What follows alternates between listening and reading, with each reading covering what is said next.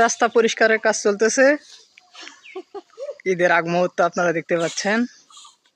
সকলে মিলে যদি নিজের জায়গাটা এইভাবে পরিষ্কার করে রাখি এবং রাস্তাঘাটে যেগুলো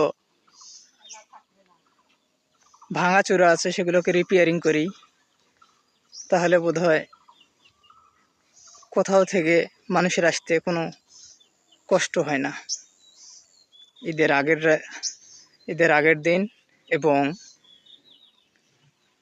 ঈদের দিন সকালবেলা মানুষ ঈদগাহে নামাজ আদায় করতে যাবে, এই জন্য আমরা রাস্তাটা রিপেয়ারিং করলাম। আপনারা দেখতে পাচ্ছেন রাস্তাটা ক্লিন হয়ে আছে। এখন পরিষ্কার পরিচ্ছন্ন থাকতে হবে, নিজে থাকতে হবে, অপরকে থাকার জন্য আহ্বান করতে হবে। এই যেগুলো আমরা রিপেয়ারিং করলাম,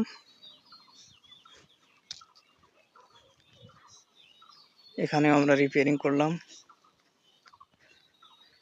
তো যাই হোক,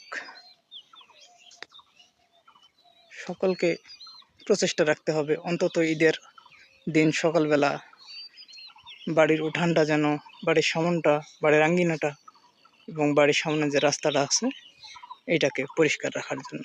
ধন্যবাদ।